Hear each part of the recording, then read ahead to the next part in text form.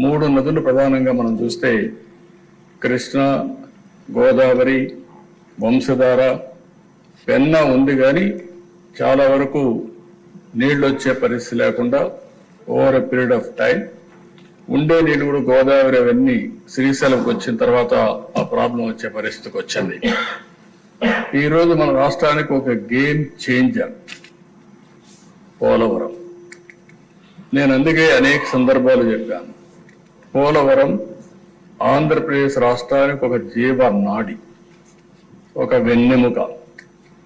ఇది కానీ సమర్థవంతంగా కానీ మనం చేసుకోగలిగితే, అక్కడి నుంచి నదుల అనుసంధానం జరగగలిగితే ఈ రాష్ట్రంలో కరువుకు చెక్ పెట్టే పరిస్థితి వస్తుంది.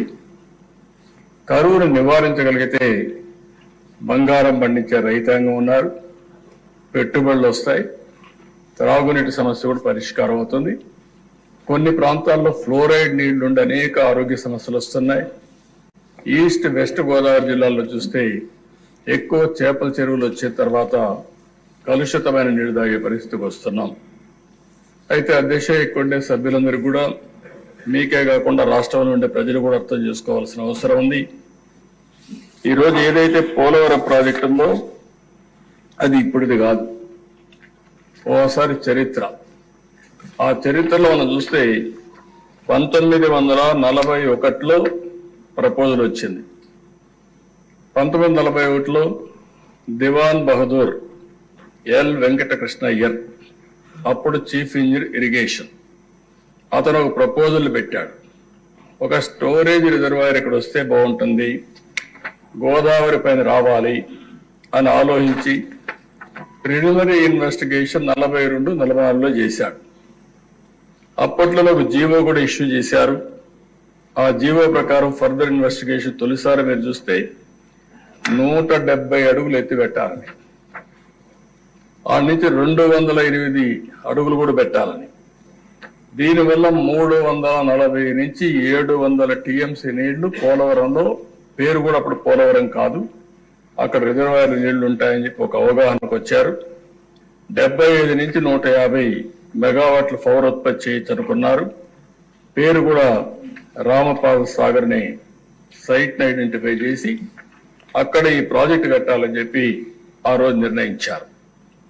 కడాన దిశ ఈ ప్రాజెక్ట్ ని గోవిందరాజు అయ్యంగారని 5-6 ఆగస్టు 1947లో ఇవన్నీ కూడా కన్సల్టెంట్ గా ఉండి ఇవన్నీ ఎస్టాబ్లిష్ చేసి ఇది ఫీజిబిలిటీ ఉంది, selection of site for dam is the best available site అని ఫైనలైజ్ చేశారు. ఆ రోజు గాని ఇప్పుడు వచ్చినట్టు పోలవరం పూర్తయిన దిశ SSR 47-48 ప్రకారం 129 కోట్లు, ఈరోజు 55,000 కోట్లు. అంటే ఆ రోజు ఈ ప్రాజెక్ట్ అయిపోయింటే రాష్ట్రం ఎంత సువిష్టమయ్యేదో, ఎంత అభివృద్ధి అయ్యేదో ఒక ఉదాహరణ మాత్రం.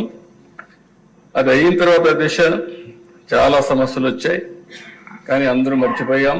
స్వాతంత్రం వచ్చింది, రాష్ట్రం వచ్చింది, మళ్ళా రాష్ట్రం కలిసింది, రాష్ట్రం విడిపోయింది. ఎన్ని జరిగినా కూడా అప్పట్లో ఎవరూ పట్టించుకోకుండా 15/5/1981లో మాత్రం అంజయ్య గారు ఫౌండేషన్ వేశారు. ఫౌండేషన్ వేసి ఆయన ఫౌండేషన్ మాత్రం వేశాడు, కానీ ప్రాజెక్ట్ ఏమి స్టార్ట్ చేయకపోతే రాజశేఖర్ రెడ్డి వచ్చిన తర్వాత దాన్ని ఎన్ని ఇబ్బందులు పెట్టాలో అన్ని ఇబ్బందులు పెట్టి అస్తవ్యస్తం చేసి ప్రాజెక్ట్ ని ఇది అసాధ్యమనే పరిస్థితికి వచ్చారు. మొట్టమొదటిసారి దిశ రాష్ట్ర విభజన జరిగిన తర్వాత హైదరాబాద్ ఇన్కమ్ తెలంగాణకు వెళ్తుంది, ఆంధ్రప్రదేశ్కి ఆదాయం లేదు. కాబట్టి ఈ ఆదాయం రావాలంటే కొన్ని అనౌన్స్ చేయాలనే ఉద్దేశంతో పోలవరాన్ని ఒక నేషనల్ ప్రాజెక్ట్ గా అనౌన్స్ చేశారు. ఈరోజు హైదరాబాద్ ఉంది దిశ, నాలెడ్జ్ ఎకానమీకి చిరునామా. ఈరోజు దాన్ని ఒక ఆదర్శంగా చేశాం. అలాంటి రాష్ట్రానికి అక్కడ ఇచ్చినప్పుడు దీనివల్ల మనకు పూర్తిగా ఫలితాలు రాకపోయినా ఇక్కడి నుంచి శ్రద్ధ పెట్టాలనే ఉద్దేశంతోనే ఆ రోజు నేను ఒకటే ఆలోచించా. 1 అమరావతి, 2 పోలవరం. ఈ రెండు మనకు రెండు కళ్ళుగా తీసుకుపోవాలని ఉద్దేశంతోనే రెంటిపైన కూడా శ్రద్ధ పెట్టాం.